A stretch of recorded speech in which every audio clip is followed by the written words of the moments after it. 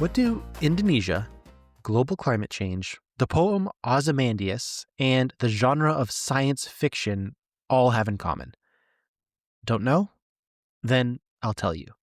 If you do know, I can't hear you, so I'll tell you too. It started in April of 1815, when a volcano called Mount Tambora, located in modern-day Indonesia, erupted. The explosion was so violent that the sound of the detonation was heard some 1,600 miles away, and it's considered to be the largest volcanic eruption event in recorded human history. It rained ash at least 800 miles away. The ash in the atmosphere reduced the amount of sunshine that we received, thus severely impacting global temperatures and creating something like a mini ice age. The change in the Earth's climate had all the effects you might expect from something so catastrophic. Crops failed. The twin riders of famine and disease swept through the world. The human toll was astronomical. And though much of the world didn't know about the eruption in Indonesia, they felt the impact.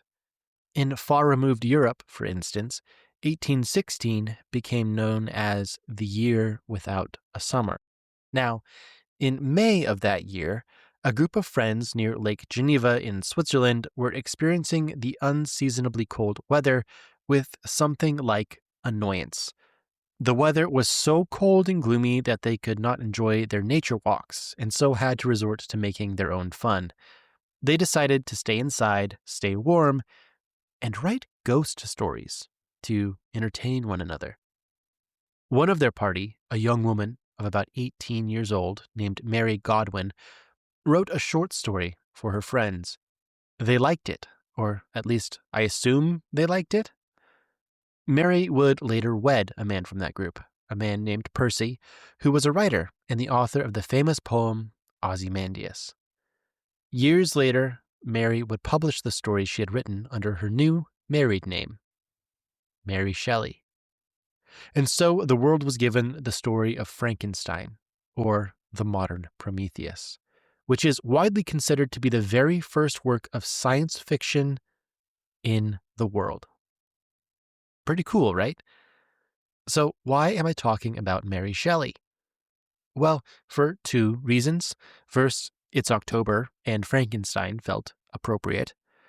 Second, today we'll be discussing the various bits and pieces that make up a good story, and how those pieces play into one another to make something that is ultimately greater than the sum of its parts.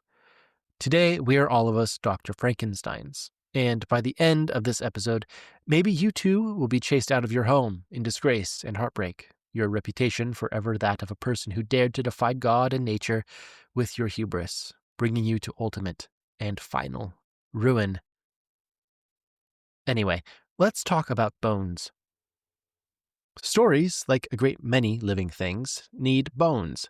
That is, they need structure, form, and shape. If a story doesn't have them, it wouldn't really be a story so much as a pile of goopy words lying in a puddle on the floor. Try for a moment to imagine a story without structure, one without a beginning, middle, and end. I think you'll find it quite challenging, if not impossible. You might try and rearrange the story, put the middle bit at the beginning at the end, and the end in the middle, but you've not really succeeded in anything other than making a sort of puzzle. The bones are still there even if you try and put the skull where the ribs ought to be. We put structure into stories on instinct, because a story without structure isn't really a thing. It's a bit like saying darkness made of light, or dry wetness.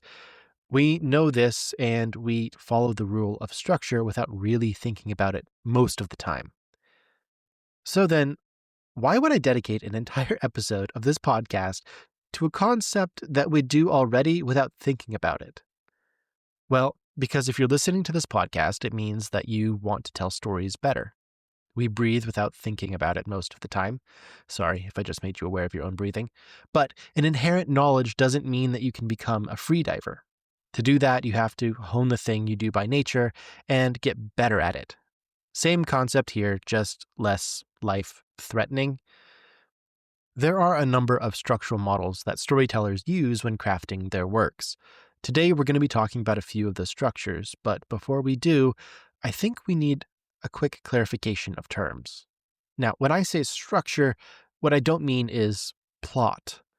Plot refers to things that happen in a story, whereas structure is the order in which plot happens, or at least the order in which the events of a plot are related to the audience.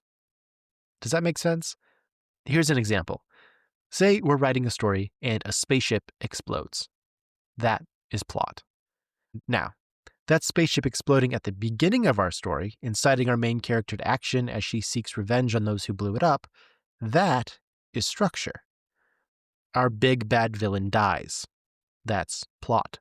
Our villain dies, and in doing so, our character's main goal is fulfilled at the climax of our story, leading us into the resolution?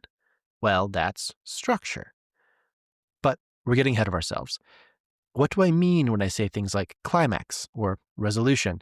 How do those things fit together? Are there different kinds of structures? Which one is best? Is there a best one? Is there a best anything? What does best even mean nowadays? Is best even an attainable goal? Or is it an ever-moving finish line whose distance from us moves in accordance with and in proportion to our perceived progress? Well, I think I can answer a few of those questions. And I think that the best, or at least the most effective way for me to do so is to cover a handful of the more popular structures out there. This isn't a comprehensive list, if such a thing even exists, and this is just going to be a high-level overview of each one, as a lot of these structures probably could have their own podcast episodes to themselves. First on the list is good old Freytag's pyramid. Now, podcasting is not a very visual medium, or at least not the way I do it, so I can't show you the graph that illustrates the structure, but I'll attach it to our show notes, and I'll make sure that there's a copy of it on the website for you visual learners. The pyramid is often depicted as a sort of lopsided triangle, with two additional lines running away from the base of the triangle on either side. It sort of looks like a mountain, or hey, a pyramid, rising out of the ground. This then is broken up into 6 parts, which, listed in order, are the introduction, inciting action, rising action, climax, final action, and resolution, or catastrophe if you're nasty. The pyramid was developed by a German guy named Gustav Freytag, who was around during the 19th century. He was a playwright and a novelist with a classical bent, so it makes sense that the structure is especially popular in the analysis of classical drama, though its principles can be applied pretty much to any kind of storytelling. First, introduction. Funny enough, this is where everything starts. The world is set, characters are introduced, and the initial situation is laid out. It's the foundation that provides the audience with enough information to understand the context and stakes. At this stage, the writer's aim is to hook the audience, giving them a reason to care about what's to come. Think of The Hobbit and the establishment of Bilbo's life in the Shire, the description of what Middle-earth is like, and the kinds of people that call it home. That's kind of an idea of what the introduction is. Then comes the inciting incident. This is the event or decision that sparks the story's central conflict. It's the moment that pushes the story into motion. Think of it as the go signal that sets the protagonist on their journey. Without this key event, the story remains static. It's the spark that ignites the flame of the rising tension. In the first of the Harry Potter books, this is when Harry first gets his letter from Hogwarts. Following the inciting action, we enter the rising action. This is where the story's complications and obstacles unfold, gradually increasing suspense and emotional investment. The protagonist faces challenges, setbacks, or dilemmas that make us wonder how they will resolve everything. This is where the bulk of the story tends to take place. It's full of the tension and the conflict and the development of characters. It's where all the meat is at. Now, at the peak of the pyramid is the climax. This is the story's high point, the most dramatic, intense, or pivotal moment. Usually it involves a decision or decisive confrontation that determines the course of the story's outcome. The climax is what we've been building toward, where everything comes to a head, delivering the emotional and narrative payoff. Now, the climax tends to take place towards the end of the story, not right at the end, but closer to the end than the middle. which might seem obvious to you, but the first part of high school, when I was trying to learn this stuff, I got in my head that the climax happens in the middle of the story, which caused a lot of unnecessary confusion for me as a young writer. And then as I grew up, I met other writers who tended to think that the climax happened like at the last page of the story, which isn't really the case because there needs to be resolution yet, which we'll get into. I think that my confusion has something to do with the fact that the graphs depicting Freytag's pyramid tend to have a climax at the center point rather than toward the back. But who knows? After the climax, the story moves into the final action. This phase involves the fallout from the climax. The immediate consequences are played out, and loose ends start to be tied up. It's the transition from chaos back to order where the story begins steering towards its resolution. Finally, there's the resolution, where everything is resolved and the story concludes. Characters' fates are revealed, questions are answered, and the audience gains closure. This ending provides a sense of completeness, showing how the characters and the world have changed after all of the upheaval, for better or for worse. Now, there's obviously more to say about Freytag and his pyramid, but we're against the clock and there's more structures to cover yet, so we press bravely forward. And we'll need to be brave, because next on our short list of story bones is the gallant hero's journey structure. First outlined in 1949 by Joseph Campbell in his seminal work, The Hero with a Thousand Faces, this structure is a bit more detailed than Freytag's pyramid, and is usually visualized as a sort of circular graph with multiple parts. It's also worth mentioning that Campbell derived this structure by examining a number of mythological stories to identify common trends in their makeup, and as such, a lot of the parts of this structure utilize grand and mythical language evocative of the source material. Now, the hero's journey typically begins in something called the ordinary world, where the hero exists in a familiar, often complacent setting. This stage introduces us to the hero's everyday life, highlighting what is at stake if nothing changes. It establishes a baseline from which the hero will eventually depart, making their subsequent adventure more impactful. Next, we have the call to adventure. Something disrupts the hero's routine, presenting a challenge, quest, or issue that prompts them to change their circumstances. This might be a literal danger, a mysterious message, or an inner dissatisfaction that pushes them toward the unknown. Often the hero is hesitant at first, reluctant to leave behind the comfort of the familiar. Then the hero encounters a mentor or a guide, someone who provides wisdom, training, or tools to face the journey ahead.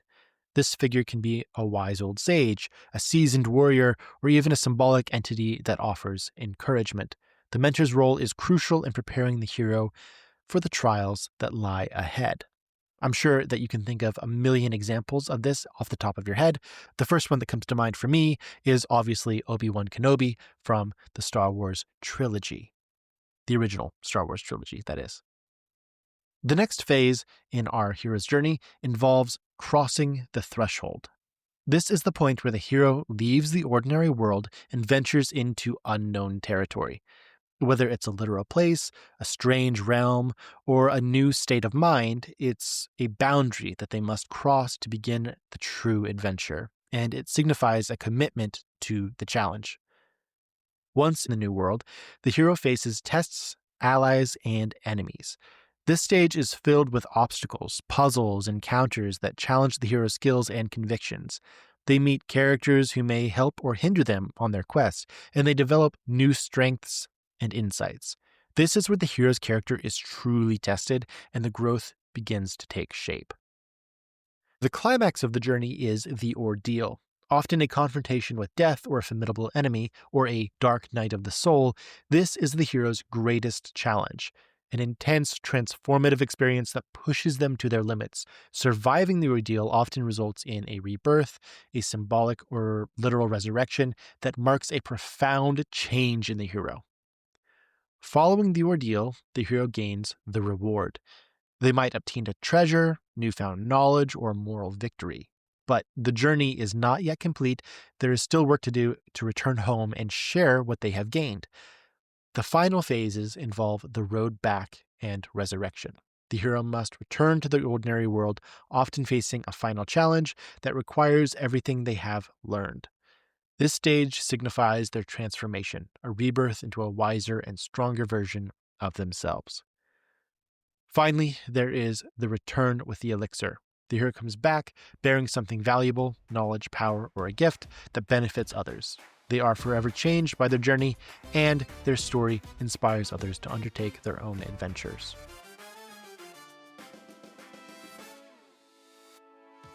Are you ready to turn that story idea swirling around in your head into a real, tangible novel?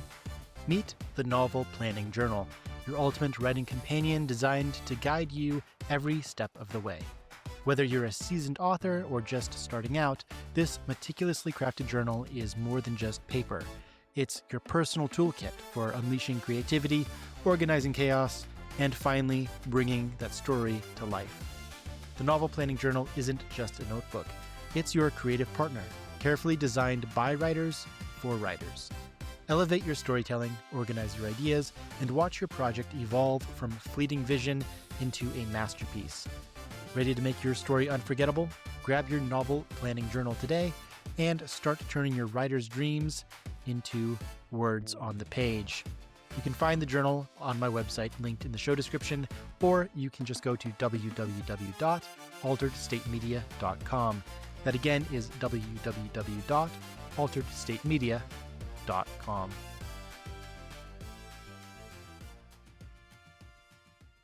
The next structure we're going to look at on our whirlwind tour is by far the most detailed, and it's also the one I'm going to touch on the most briefly. And I'll explain why later.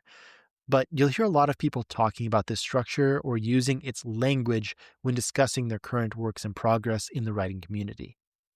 It comes from a series of books called Save the Cat, which were originally written by the late Blake Snyder in 2005.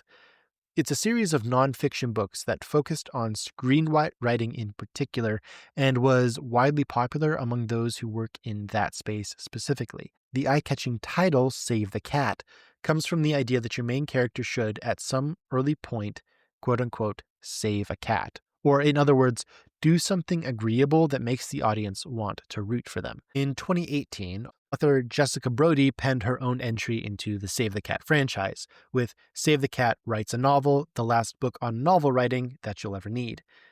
In it, Brody, like Snyder, outlines several different plot points, or beats, which make up most of fiction. She does a really good job, and her book, too, has been hugely influential. If you're in the wilds exploring the writing/author community and hear someone talking about their beat sheet, probably it's because they read this book. I won't go into too much detail about what she's written because she did all the work, and if you're interested in that, then you should read what she has to say. But I'll put the link to the book in the show notes as well, so you can check it out for yourself. The final structure we're going to be talking about is a bona fide classic. That's right. You know it, you love it, it's the 3-act structure. Or, as I like to think of it, the beginning, middle, and end. Its simplicity and effectiveness have made it a staple in storytelling, providing a clear roadmap for building compelling and coherent narratives. This structure divides a story into 3 distinct parts, Act 1, Act 2, and Act 3, each with its own purpose, and together they create a satisfying emotional arc from beginning to end if done right. The journey begins in Act 1. Often called the setup, here the story introduces the main characters, the setting, and the world in which the story takes place. This act lays the groundwork, establishing the initial situation and the stakes involved. Importantly, it ends at a point of no return, a significant event or decision that propels the protagonist into the conflict and makes it clear that life will never be the same again. This event, sometimes called the inciting incident, is what kickstarts the main action and hooks the audience's interests early on. Moving into Act 2, and again, this is where you're going to see a lot of parallels with the previous structures we've already covered, we get into the development or confrontation stages of the story. It's where things get deeper and more interesting. This is the longest part of the structure by far and includes the rising action as the protagonist faces a series of obstacles, challenges, or conflicts. This act often features a variety of setbacks, complications, and character growth. It's a phase where the stakes get higher and the tensions builds towards the story's climax. Sometimes this act includes moments of false victory or setbacks that keep the audience guessing. The key is that the protagonist is actively trying to resolve the central conflict, but often struggles or faces internal dilemmas along the way. The climax of the story occurs towards the end of Act 2 or the beginning of Act 3. It's the turning point, the moment of greatest tension and emotional intensity, where the protagonist confronts the main challenges head on. It often involves a decisive action or revelation that determines the outcome of the story. This moment is a cathartic release, where tension reaches its peak and everything changes irreversibly for the characters. After the climax, the story moves into Act 3, the resolution or denouement, if you're fancy. Here, the focus shifts to wrapping up loose ends. The consequences of the climax unfold, and the story moves towards its emotional resolution. This act provides closure, resolving conflicts, clarifying character arcs, and answering lingering questions. It's the period where the story's emotional payoff is delivered, leaving the audience with a sense of satisfaction or reflection. The three-act structure's appeal lies in its simplicity. You have a clear beginning, a clear middle, and a clear end that can be used effectively for virtually any story. It provides a natural rhythm that keeps the audience engaged, with the initial setup creating anticipation, the confrontation building tension, and the resolution offering relief and closure. Speaking of closure, there you have it. 4 of the more popular story structures you'll run into in the wild. There are more, of course, but a lot of them tend to be just variations of these 4, at least in Western storytelling. If you'd like me to go into more detail with each of these, maybe with a case study to illustrate what these structures look like in the real world, drop a comment and let me know. And now that we've finished our bird's eye tour, you may be wondering which of these is the best option for you. And honestly, I have no idea. But I wouldn't be doing a very good job as the host of this thing if I didn't try and give you at least a bit of direction. So here's some great questions for you to consider. First, what kind of emotional journey are you trying to create? Is your story about transformation, about someone becoming something new, facing trials, returning changed? If so, the hero's journey might be your best bet. It's mythic, it's sweeping, and it's great for stories that want to feel timeless. Is your story more about dramatic tension and payoff? Then Freytag's Pyramid is an excellent choice for stories that hinge on central conflict and build towards a single powerful climax. It's especially useful if you're writing something that feels theatrical or classical in tone. Do you prefer simplicity and flexibility? Then check out the 3-act structure. It's the bread and butter of storytelling. It's intuitive, adaptable, and works for almost any genre. If you're not sure where to start, this one's a safe and sturdy foundation. But here's the secret. You don't have to pick just one. You can mix and match. You can start with Freytag's Pyramid and layer in Hero's Journey beats. You can use Save the Cat to outline your 3 acts. You can build your own hybrid monster stitched together from the best parts of each, just like our old friend, Dr. Frankenstein. After all, telling stories is about crafting something alive, something that moves, breathes, and maybe even terrifies a few villagers along the way. So go forth, brave creators, choose your bones, stitch your monster. And if it ends up chasing you through the Alps, well, at least you know it was built with love. Keep writing, keep building, and remember, lightning only strikes if you raise the tower. If you enjoyed yourself, subscribe, why not?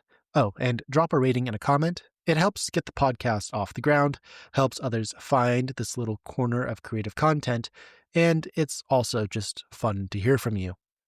You can also check out my website to see the books that I've written and some of the services that I provide. You can find the link in the episode description. You can also email me directly at don'treadintothispodcast@gmail.com and let me know what story structure you prefer, or if there's another structure you prefer that I didn't cover here. Until next time, I've been Elijah Curtis. Thanks for listening.